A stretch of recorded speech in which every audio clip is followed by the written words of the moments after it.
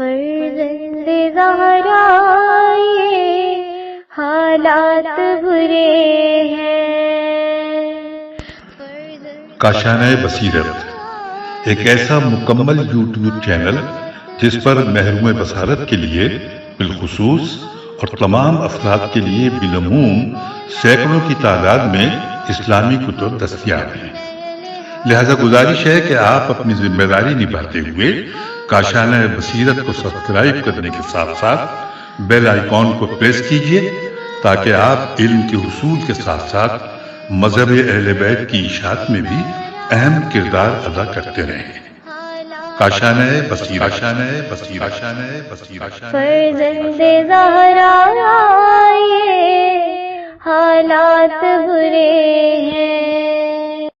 بسم اللہ الرحمن الرحیم۔ السلام علیکم سامعین، کاشانۂ بصیرت کا یوٹیوب چینل میں سیمی زوار ہم مل کر پڑھ رہے ہیں کتاب کلام امیر المومنین علی علیہ السلام، شرح نہج البلاغہ، تالیف آیت اللہ ناصر مکارم شیرازی، ترجمہ زیر نگرانی مولانا سید شہنشاہ حسین نقوی، اور پیشکش باب العلم دار التحقیق کراچی، اور یہ ہے والیوم 7 جو ہم پڑھ رہے ہیں، جبکہ ریڈنگ کا ہے پارٹ نمبر 18 کے صفحہ نمبر 219 پہ خطبہ 187 کا آغاز کر رہے ہیں۔ 217 پہ ہم نے لاسٹ نشست میں آپ سے اجازت چاہی تھی، جہاں پر ہم نے خطبہ 186 مکمل کیا تھا، اور اس کے بعد صفحہ 218 بالکل خالی ہے۔ صفحہ 219 پر ہم خطبہ 187 پڑھنے کا آغاز کر رہے ہیں، جس کے بارے میں لکھا ہے کہ یہ حوادث و فتن کے ذکر سے مخصوص ہے۔ یہ خطبے کی سند پڑھتے ہیں۔ لکھا ہے اس خطبے کو ابو الحسن مدائنی، جو کہ 3 صدی کے دانش مندوں میں سے تھے، انہوں نے اپنی کتاب سفین میں یہاں تک نقل کیا ہے کہ اذا کسرا فیکم الاختلاط، تھوڑا مٹا ہوا تھا الاختلاط، اور پھر ایک مفصل عبارت کے بعد اس خطبے کو کچھ فرق کے ساتھ نقل کیا ہے، جو اس بات کا پتہ دیتا ہے کہ انہوں نے خطبے کو کسی اور جگہ سے لیا ہے، کیونکہ پہلی بات تو یہ ہے کہ وہ سید رضی سے بہت پہلے جیتے تھے، دوسری یہ کہ ان کی نقل کی ہوئی عبارت میں سید رضی کی نقل کردہ عبارات کی نسبت کافی اضافات پائے جاتے ہیں، اور زمخشری زمیم خے شین رے چوٹیے نے بھی اپنی کتاب ربیع الابرار میں اس خطبے کا کچھ حصہ نقل کیا ہے۔ حوالہ ہے مصادر النہج البلاغہ، جلد نمبر 2 صفحہ نمبر 478۔ اور اب آئیے ہم پڑھنے جا رہے ہیں ہیڈنگ خطبہ ایک نگاہ میں۔ لکھا ہے کہ یہ خطبہ در حقیقت 2 حصوں پر مشتمل ہے۔ پہلے حصے میں امام علیہ السلام ان لوگوں کے بارے میں ذکر فرما رہے ہیں کہ جو مستقبل میں حق کے دفاع اور عدل و انصاف کے قیام کے لیے اٹھ کھڑے ہوں گے، یعنی ایک ایسے زمانے میں کہ جب دنیا قسم قسم کے گناہوں اور برائیوں سے بھر گئی ہوگی اور لوگ سختیوں اور پریشانیوں میں گھرے ہوئے ہوں گے، اور یہ حالات حضرت امام مہدی علیہ السلام اور آپ کے اصحاب کے ظہور سے مناسبت رکھتے ہیں۔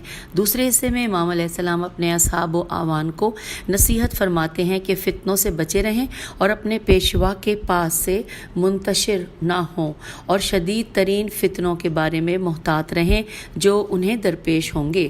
قابل توجہ بات یہ ہے کہ مدائنی، میم دال الف حمزہ نون چھوٹی مدائنی، جیسا کہ خطبے کی سند میں ذکر ہوا ہے کہ انہوں نے اس خطبے کے کچھ ایسے حصے بھی اپنی کتاب سفین میں ذکر کیے ہیں جو سید رضی نے نقل نہیں کیے ہیں، اور آخر میں لکھتے ہیں کہ اہل بصرہ میں سے ایک شخص نے جب، اب بریکٹ میں یہ بات ہے کہ جب اس نے حضرت علی علیہ السلام کی پیشین گوئیوں کو ان کی شرح و تفصیل کے ساتھ سنا، یہاں بریکٹ کلوز، تو لکھا ہے کہ تو ایک کوفی سے جو کہ اس کے پاس بیٹھا ہوا تھا کہنے لگا کہ میں گواہی دیتا ہوں کہ یہ شخص، یعنی کہ بریکٹ میں ہے حضرت علی علیہ السلام، خدا اور رسول صلی اللہ علیہ وآلہ وسلم کی نسبت جھوٹ باندھتا ہے۔ کوفی نے اس سے کہا کہ تمہیں کیسے معلوم ہوا، لیکن اس نے جواب نہ دیا۔ پھر آگے لکھتے ہیں کہ اس کوفی شخص نے کہا کہ خدا کی قسم ابھی حضرت علی علیہ السلام ممبر سے اترنے بھی نہ پائے تھے کہ وہ بصری بے سواد رے چھوٹی کہ وہ بصری شخص مفلوج ہوا اور اس کے ہاتھ پاؤں شل ہو گئے.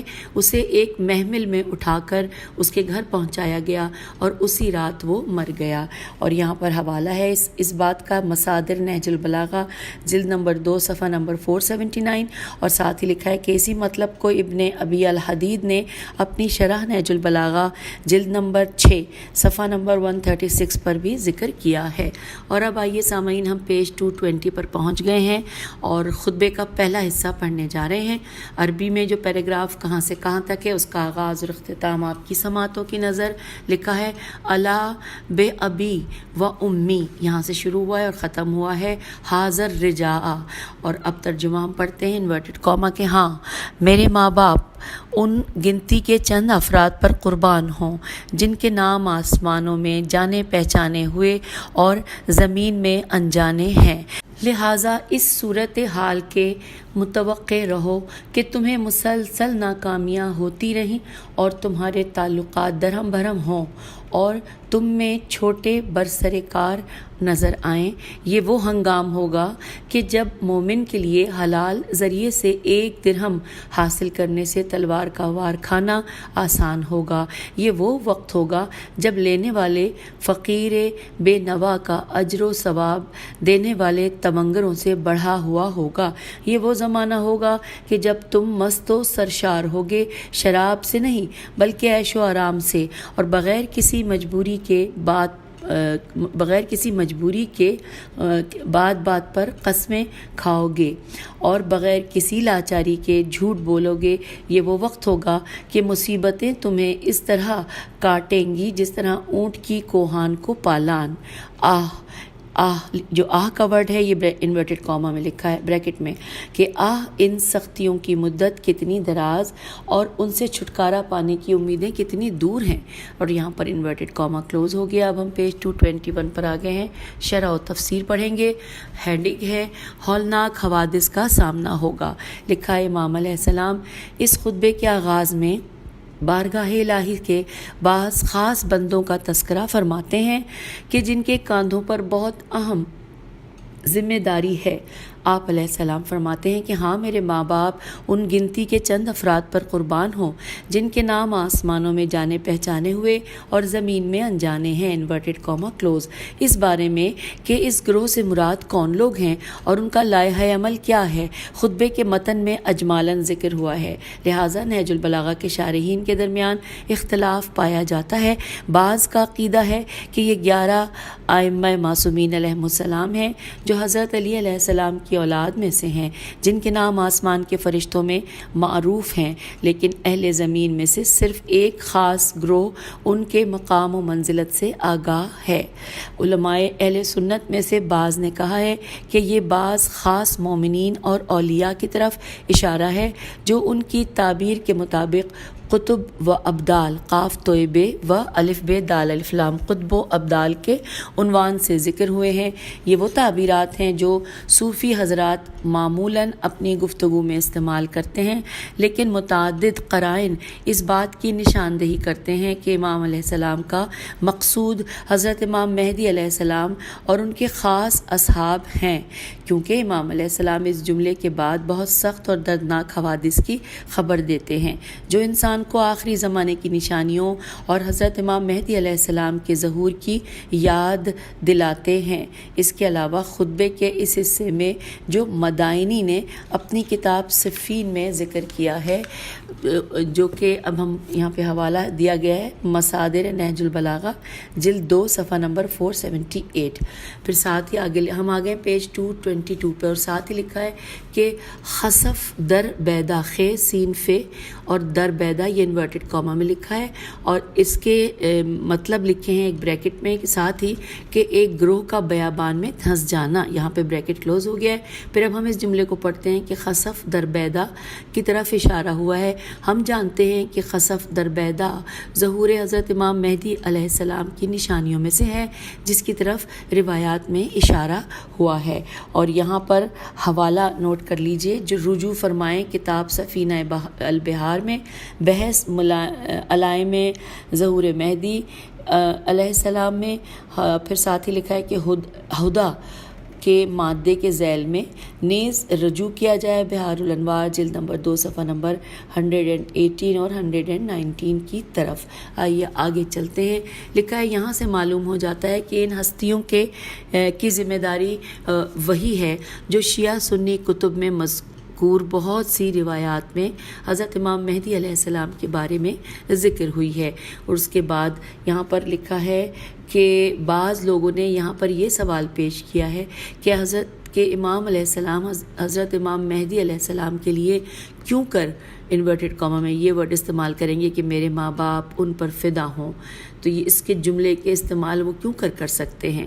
تو ساتھ ہی لکھا ہے کہ جب کہ حضرت امام مہدی علیہ السلام ایک فرد ہیں اور باقی آپ علیہ السلام کے اصحاب و انصار ہیں۔ یہاں پر سوالیہ نشان ہے، پورا سوالیہ مکمل ہوا ہے۔ تو لکھا ہے کہ اس سوال کا جواب یہ ہے کہ ائمہ معصومین علیہ السلام کی زبان سے ایک طرح کی تعبیرات غیر ائمہ کے لیے جنہوں نے اہم خدمات انجام دی ہوں وارد ہوئی ہیں، جیسے زیارت وارثہ میں۔ اور اسی طرح لکھا ہے کہ معروف ہے کہ بعض ائمہ علیہ السلام نے بھی یہ زیارت شہدائے کربلا کے لیے پڑھی ہے۔ مرحوم مقدس اردبیلی الف ر دال بے یہ لام چھوٹی ہے اردبیلی نے کتاب کشف الغمہ میں رسول خدا صلی اللہ علیہ وآلہ وسلم سے ایک حدیث نقل کی ہے کہ آپ صلی اللہ علیہ وآلہ وسلم نے فرمایا کہ میں نے اپنے چچا حضرت حمزہ اور اپنے بھائی جعفر ابن ابی طالب علیہ السلام کو خواب میں دیکھا کہ میں نے ان سے کہا کہ میرے ماں باپ آپ پر قربان ہوں، آپ دونوں نے کس عمل کو اس جہان میں بہتر پایا؟ تو انہوں نے کہا کہ سبھی ماں باپ آپ صلی اللہ علیہ وآلہ وسلم پر قربان ہوں یا رسول اللہ۔ پھر ساتھ لکھا ہے کہ انہوں نے جو فرمایا کہ بہترین اعمال آپ صلی اللہ علیہ وآلہ وسلم پر درود بھیجنا، پیاسوں کو پانی پلانا اور علی ابن ابی طالب علیہ السلام کی محبت کو پایا۔ اور ساتھ ہی پھر لکھا ہے کہ اس کا حوالہ بھی ہے کشف الغمہ جلد نمبر 1 صفحہ نمبر 95 اور بہار الانوار جلد نمبر 22 صفحہ نمبر 284 لکھا ہے۔ اس کے بعد امام علیہ السلام آئندہ پیش آنے والے دردناک حوادث کے بارے میں پیشن گوئی فرماتے ہیں جو لوگوں کے منتظر ہیں۔ یہ حوادث ان نشانیوں سے ملتے جلتے ہیں جو ظہور امام علیہ السلام امام زمانہ علیہ السلام سے متعلق بتائی گئی ہیں۔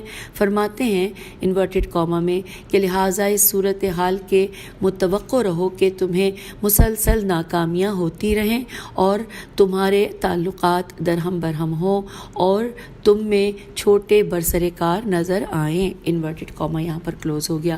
ظاہر ہے کہ جب ناپختہ، نالائق اور کم تجربے والے افراد اجتماعی امور کو سنبھالیں گے تو ترقی معکوس میم عین کاف واو سین ترقی معکوس شروع ہو جائے گی اور معاشرتی بندھن ٹوٹ پھوٹ جائیں گے۔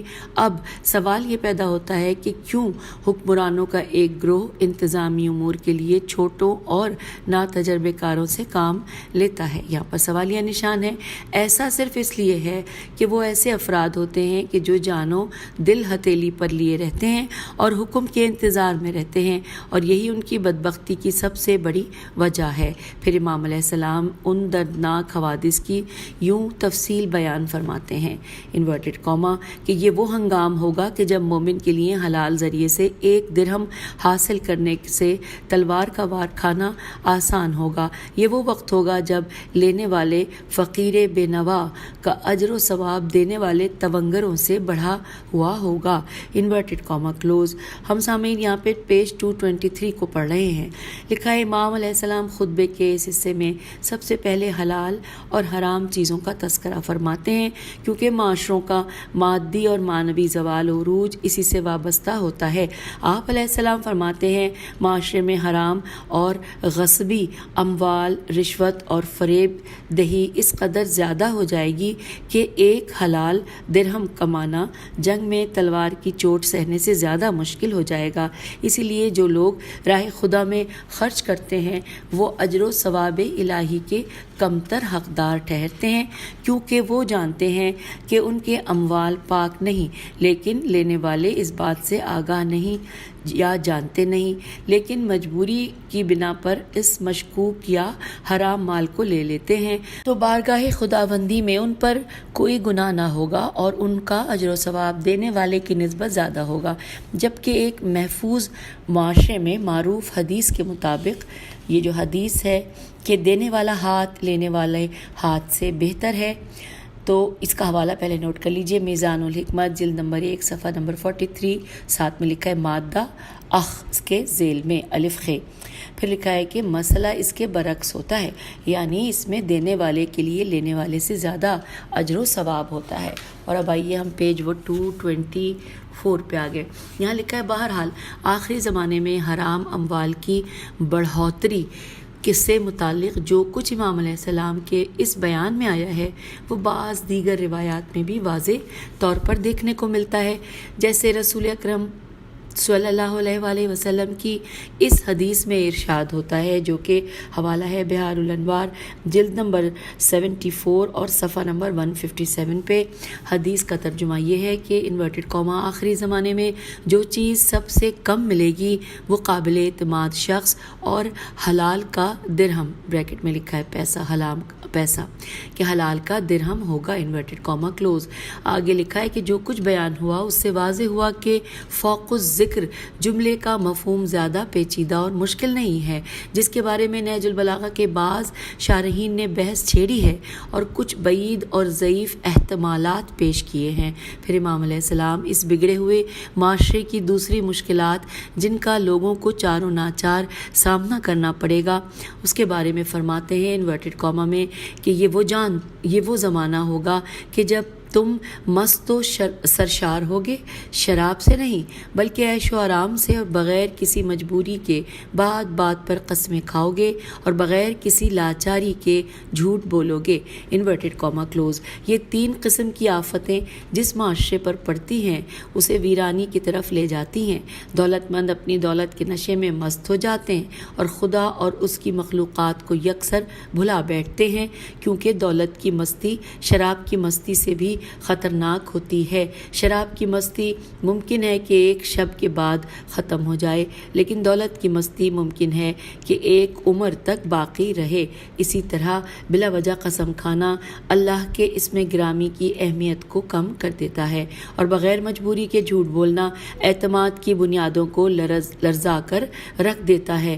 ظاہر ہے کہ ایسے معاشرے میں زندگی اجیرن ہو جاتی ہے۔ اور اب ہم پیج 225 پہ آ گئے ہیں، لکھا ہے پھر اس پیشن گوئی کے آخر میں امام علیہ السلام یوں فرماتے ہیں کہ یہ وہ وقت ہوگا کہ مصیبتیں تمہیں اس طرح کاٹیں گی جس طرح اونٹ کے کوہان کو پالان۔ ان سختیوں کی مدت کتنی دراز اور ان سے چھٹکارا پانے کی امیدیں کتنی دور ہیں، انورٹڈ کاما کلوز۔ نہج البلاغہ کے شارحین میں سے بہت سو کا یہ عقیدہ ہے کہ یہ جملہ ما قبل جملوں سے الگ ہے، اور سید رضی رحمہ اللہ نے مولا علیہ السلام کی دل نشین عبارات کے انتخابات کے وقت اپنے معمول کے مطابق کچھ جملوں کو یہاں حذف کیا ہے۔ یہ بات بعید نہیں، کیونکہ لفظ ذاکا انورٹڈ کاما میں زال الف کاف اور زال اور کاف کے اوپر فتح ہے زبر، تو لکھا ہے کہ یہ بات بعید نہیں، کیونکہ ذاکا ظاہراً اس نجات اور آسائش کی طرف اشارہ ہے جو اہل ایمان کو اتنی ساری آزمائشوں اور سختیوں کے بعد نصیب ہوگی۔ اور یہ جو جملہ ہے جو کہاں سے کہاں تک ہے، ما اطولا حاضہ سے شروع ہو کے الرجا پہ ختم ہو رہا ہے، کہ یہ جو جملہ اس مطلب پر بہترین دلیل ہے جس میں امام فرماتے ہیں انورٹڈ کاما کہ ان سختیوں کی مدت کتنی دراز اور ان سے چھٹکارا پانے کی امیدیں کتنی دور ہیں، انورٹڈ کاما کلوز۔ اب یہاں پہ لکھا ہے کہ اس جملے میں یہاں پہ ہلکا سا مٹا ہوا ہے کہ بے ابی و امی کا جملہ بھی اس بات کا پتہ دیتا ہے کہ امام علیہ السلام ظاہراً ایک ایسے گروہ کے انتظار میں ہیں جو اسلامی معاشرے کو شر و فساد سے نجات دے گا۔ بہرحال مجموعی طور پر اس بحث کی بہترین تفسیر وہی ہے جو اوپر بیان ہوئی ہے۔ ہم عرض کر چکے ہیں کہ انسان اور انسانی معاشرے کو آخری زمانے کے دردناک اور سخت حوادث سے نجات دلانا امام مہدی علیہ السلام کے ظہور ہی کے ذریعے ممکن ہوگا۔ یہاں دو نقطوں کی طرف توجہ ضروری ہے۔ پہلا یہ کہ امام علیہ السلام نے کیوں مشکلات اور دشواریوں کو فتبہ سے، جو کہ اونٹ کی پیٹھ کو تکلیف پہنچاتا ہے، سے تشبیہ دی ہے۔ بعید نہیں کہ یہ تشبیہ شاید اس جہت سے ہو کہ فتبہ کو اونٹ کے کوہان کی وجہ سے ہونے والی پیچیدگی اور تکلیف سے نجات کے لیے باندھا جاتا ہے، مگر اس سے ایک دوسری مشکل پیدا ہوتی ہے کہ اس کی وجہ سے اونٹ کی پیٹھ اور گردن کو تکلیف پہنچتی ہے اور کبھی اسے زخمی بھی کرتا ہے۔ اس زمانے کے حوادث اور آزمائش بھی ایسی ہی ہوں گی کہ ان کے لیے جو بھی چارہ کار ڈھونڈیں گے تو کوئی اور مشکل پیدا ہو جائے گی۔ آئیے پیج 226 پر آگے لکھا ہے۔ دوسرا یہ کہ امام علیہ السلام نے کیوں کر فرمایا نجات کی امید دور ہے، جبکہ بعض روایات بتاتی ہیں کہ نجات نزدیک ہے۔ تو اس کا جواب یہ ہے کہ امام زمانہ علیہ السلام کا ظہور کچھ شرائط سے مشروط ہے کہ اگر وہ شرائط تحقیق پائیں تو ظہور نزدیک ہے، اور اگر تحقیق نہ پائیں تو دور ہے۔ بالفاظ دیگر مومنین ظہور کی شرائط فراہم کر کے، یعنی خود سازی، مکمل تیاری اور مسلسل دعاؤں کے ذریعے امام کے ظہور کو نزدیک کر سکتے ہیں، اور جب بھی یہ امور ترک ہو جائیں گے ظہور میں تاخیر ہو جائے گی۔ اس بنا پر ظہور ایک جہت سے دور ہے اور ایک جہت سے نزدیک ہے۔ اب یہاں پہ نقطہ آ گیا، نقطے میں جو تفصیلات ہیں اس میں سب یہاں پر ہیڈنگ آ گئی ہے۔ ہیڈنگ ہے آخری زمانے کے سخت اور دردناک حادثات۔ آئیے پڑھتے ہیں۔ تفصیلات یوں ہیں کہ اس خطبے اور نہج البلاغہ کے دیگر خطبات میں نیز رسول اکرم صلی اللہ علیہ وآلہ وسلم اور ائمہ معصومین علیہ السلام کی روایات میں مومنوں کے لیے تاریک اور کٹھن مستقبل سے متعلق خبر دی گئی ہے۔ اس زمانے کی خصوصیات میں سے ایک لوگوں کا حلال و حرام کو نظر انداز کرنا ہے۔ اس دور کے لوگ جو کچھ جس طریقے سے بھی ہاتھ آئے اسے اپنے لیے حلال سمجھیں گے، اور یہ کام ان کی پوری زندگی کو آلودہ کر دے گا۔ اس زمانے کی دوسری خصوصیت دولت کی مستی ہے، جو خالق و معاد کو بھولنے کا باعث بنتی ہے، اور لوگ مست شرابیوں کی طرح غفلت کے عالم میں زندگی بسر کرتے ہیں۔ اپنے منمانے اور ناجائز کاموں کی انجام دہی کے لیے احکام کو پرے رکھ کر بیہودہ بہانوں کا سہارا لینا، نیز شرعی ہیلوں کے پیچھے پڑنا اس زمانے کی دیگر خصوصیات میں سے ہے۔ حضور اکرم صلی اللہ علیہ وآلہ وسلم کی ایک حدیث میں ارشاد ہوتا ہے انورٹڈ کاما لوگوں پر ایک ایسا وقت آئے گا کہ سب کے سب سود خور بن جائیں گے، اور اگر کوئی سود نہ کھائے تو دوسروں کا غبار اس کے دامن پر پڑے گا، یعنی وہ سود کو بالواسطہ نہ صحیح تو بلا واسطہ کھائے گا۔ Inverted comma close.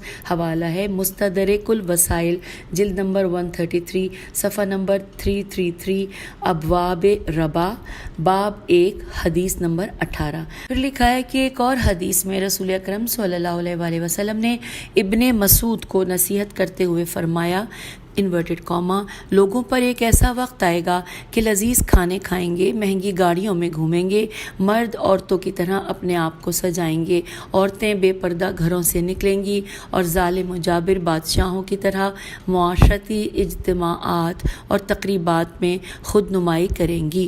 یہ آخری زمانے میں اس امت کے منافقوں کا گروہ ہے۔ Inverted comma close. پھر آپ صلی اللہ علیہ وآلہ وسلم نے ابن مسعود سے فرمایا کہ اے ابن مسعود لوگوں پر ایسا وقت آئے گا کہ ان کے لیے دین پر قائم رہنا گویا ہتھیلی پر آگ کا انگارہ اٹھائے رکھنے کے مترادف ہوگا۔ Inverted comma close. حوالہ ہے سفینۃ البحار، زمان کے مادے کے ذیل میں۔ ان کے علاوہ دیگر دردناک حوادث کا بھی تذکرہ ہوا ہے کہ ان سب کا بیان یہاں طوالت کا سبب ہوگا۔ یہ پیشین گوئیاں معجزاتی پہلو کی حامل ہونے کے ساتھ ساتھ اسلام کے وفادار گروہوں گناہوں کے لیے ایک انتباہ بھی ہیں کہ کہیں وہ ہمت نہ ہار بیٹھیں اور جان لیں کہ یہ دور بھی حضرت امام مہدی علیہ السلام کے ظہور کے ساتھ اپنے اختتام کو پہنچ کر ہی رہے گا۔ سامعین، یہاں پر یہ پہلا حصہ خطبہ 187 کا مکمل ہوا اور اب ہم دوسرے حصے کی جانب آ گئے ہیں۔ دوسرا حصہ ہے عربی میں کہاں سے کہاں تک ہے، اس کا ایک ایک ورڈ جو پہلا اور آخری آپ کی سماعتوں کی نظر۔ ایھا الناس القوا ہذہ العظمۃ، یہاں سے سٹارٹ ہے اور ختم ہو رہا ہے قلوبکم تفہموا۔ آئیے ترجمہ پڑھتے ہیں۔ اس کو پڑھتے ہوئے ہم اگلے صفحے پر آ جائیں گے، یعنی پیج 228 پر لکھا ہے، لوگوں ان سواریوں کی باغیں اتار پھینکو کہ جن کی پشت نے تمہارے ہاتھوں گناہوں کے بوجھ اٹھائے ہیں، اپنے حاکم سے کٹ کر علیحدہ نہ ہو جاؤ، ورنہ بدعمالیوں کے انجام میں اپنے ہی نفسوں کو برا بھلا کہو گے، اور جو آتش فتنہ تمہارے آگے شعلہ ور ہے اس میں اندھا دھند نہ کود پڑو، اس کی راہ سے مڑ کر چلو اور درمیانی راہ کو اس کے لیے خالی کر دو، کیونکہ میری جان کی قسم یہ وہ آگ ہے کہ مومن اس کی لپٹوں میں تباہ و برباد، کافر اس میں سالم و محفوظ رہے گا۔ تمہارے درمیان میری مثال ایسی ہے جیسے اندھیرے میں چراغ کہ جو اس میں داخل ہو وہ اس سے روشنی حاصل کرے۔ اے لوگو سنو اور یاد رکھو اور دل کے کانوں کو کھول کر سامنے لاؤ تاکہ سمجھ سکو۔ یہاں پر انورٹڈ کاما کلوز ہم نے یہ ترجمہ پڑھ لیا، پیج 221 پہ ہم آئے ہوئے ہیں، اور اس کے بعد یہاں پر شرح و تفسیر آ گئی۔ ہیڈنگ ہے فتنہ و فساد سے بچنے کی ہدایت۔ لکھا ہے کہ خطبے کے گزشتہ حصے میں آئندہ درپیش سخت اور دردناک حوادث سے متعلق پیشین گوئیوں کے بعد اب امام علیہ السلام اس حصے میں اپنے اصحاب کو کچھ ایسی ہدایات دیتے ہیں کہ جو انہیں ان خطرات سے محفوظ رکھیں گی۔ پہلے فرماتے ہیں کہ لوگوں ان سواریوں کی باغیں اتار پھینکو کہ جن کی پشت نے تمہارے ہاتھوں گناہوں کے بوجھ اٹھائے ہیں، انورٹڈ کاما کلوز۔ یہ جملہ اس بات سے کنایہ ہے کہ تمہارے اطراف میں کچھ ایسے حوادث رونما ہونے والے ہیں جو فتنہ و فساد کے بوجھ کو اپنے دوش پر لادے ہوئے ہوں گے، تمہیں چاہیے کہ ان کی قیادت کو اپنے ذمے نہ لو۔ در حقیقت امام علیہ السلام انہیں قرآن مجید کی یہ ہدایت یاد دلا رہے ہیں کہ جس میں ارشاد ہوتا ہے، سورہ مائدہ آیت نمبر 2 ترجمہ، کہ اور گناہ اور زیادتی کے کاموں میں ایک دوسرے کی مدد نہ کرو، انورٹڈ کاما کلوز۔ اس کے بعد امام علیہ السلام مزید فرما رہے ہیں، ہم پیج 229 پہ آ گئے، کہ انورٹڈ کاما اپنے حاکم سے کٹ کر علیحدہ نہ ہو جاؤ، ورنہ بدعمالیوں کے انجام میں اپنے ہی نفسوں کو برا بھلا کہو گے، اور جو آتش فتنہ تمہارے آگے شعلہ ور ہے اس میں اندھا دھند نہ کود پڑو، اس کی راہ سے مڑ کر چلو اور درمیانی راہ کو اس کے لیے خالی کر دو، انورٹڈ کاما کلوز۔ یہ اس مطلب کی طرف اشارہ ہے کہ اگر لوگ ان فتنوں میں ملوث نہ ہو جائیں بلکہ ان سے دوری اختیار کرتے ہوئے اپنے لیے ان سے بچنے کی راہ ہموار کرے تو کم سے کم نقصان اٹھانا پڑے گا، بالکل اس بڑے سیلاب کی طرح کہ لوگ اس کو روک تو نہیں سکتے، لیکن اگر اس کا راستہ کھلا چھوڑ دیں کہ ذروں اور میدانوں سے گزر جائے تو اس کے نقصانات ان میں داخل ہو جانے سے یقیناً کم تر ہوں گے۔ امام علیہ السلام اس کی علت بیان کرتے ہوئے فرماتے ہیں، انورٹڈ کاما، کہ کیونکہ میری جان کی قسم یہ وہ آگ ہے کہ مومن اس کی لپٹوں میں تباہ برباد اور کافر اس میں سالم و محفوظ رہے گا، انورٹڈ کاما کلوز ہو گیا۔ پیج 230 پہ ہم آئے ہیں۔ یہ اس بات کی طرف اشارہ ہے کہ فتنوں کی لہر اس قدر قوی ہوگی کہ اگر مومنین اس کا مقابلہ کرنا چاہیں تو نابود ہو جائیں گے، اور جو اس سے دور رہیں گے وہ محفوظ رہیں گے۔ ایسے مواقع پر اپنی طاقت کو ضائع نہیں کرنا چاہیے بلکہ اسے محفوظ کر کے مناسب موقع کا منتظر رہنا چاہیے۔ یہ وہی حکمت عملی ہے جو دینی، معاشرتی اور سیاسی مسائل میں تقیے کے فلسفے کو تشکیل دیتی ہے، یعنی حفظ قوت اور موقع کا انتظار۔ خطبے کے اختتام پر امام علیہ السلام اپنے مقام و منزلت کی طرف اشارہ فرماتے ہیں تاکہ خواب غفلت میں پڑے ہوئے لوگ بیدار ہو جائیں اور اور آپ علیہ السلام کے پرفیض وجود سے فائدہ اٹھائیں۔ چنانچہ آپ علیہ السلام فرماتے ہیں انورٹڈ کوما کہ تمہارے درمیان میری مثال ایسی ہے جیسے اندھیرے میں چراغ کہ جو اس میں داخل ہو وہ اس سے روشنی حاصل کرے۔ اے لوگو سنو اور یاد رکھو اور دل کے کانوں کو کھول کر سامنے لاؤ تاکہ سمجھ سکو۔ انورٹڈ کوما کلوز ہو گیا۔ ساتھ ہی آگے لکھا ہے کہ جی ہاں، جہاں امام علیہ السلام آئندہ درپیش تلخ حوادث اور سیاہ دنوں کے بارے میں پیشین گوئی فرماتے ہیں، وہاں ان سے نجات کی راہ بھی دکھلاتے ہیں اور فرماتے ہیں کہ اگر میری باتوں کو اچھی طرح سن کر انہیں یاد رکھو گے اور ان سے متعلق غور و فکر سے کام لوگے تو یہ اشرار کے شر اور فتنہ گروں کے فتنہ و فساد سے بچنے میں تمہارے لیے بہت مؤثر ہوگا۔ امام علیہ السلام نے یہاں اپنے وجود کو اندھیاریوں میں چمکتے ہوئے چراغ سے تشبیہ دی ہے اور لوگوں کو حکم دیتے ہیں کہ اس چراغ کی طرف بڑھیں اور اس کی روشنی سے بہرہ مند ہوں۔ پہلے آپ علیہ السلام یہ حکم دیتے ہیں کہ آپ علیہ السلام کی باتوں کو سنیں اور انہیں یاد رکھیں، پھر فرماتے ہیں کہ ان کے بارے میں غور و فکر کریں تاکہ حقیقت کو سمجھ جائیں۔ بریکٹ میں لکھا ہے اس کے بعد کہ اور یہی فرق ہے کہ جملوں کے درمیان کے ایک سے مراد سننا سمجھنا اور یاد رکھنا اور دوسرے سے مراد غور و فکر کرنا اور مطلب کی گہرائی تک پہنچنا ہے۔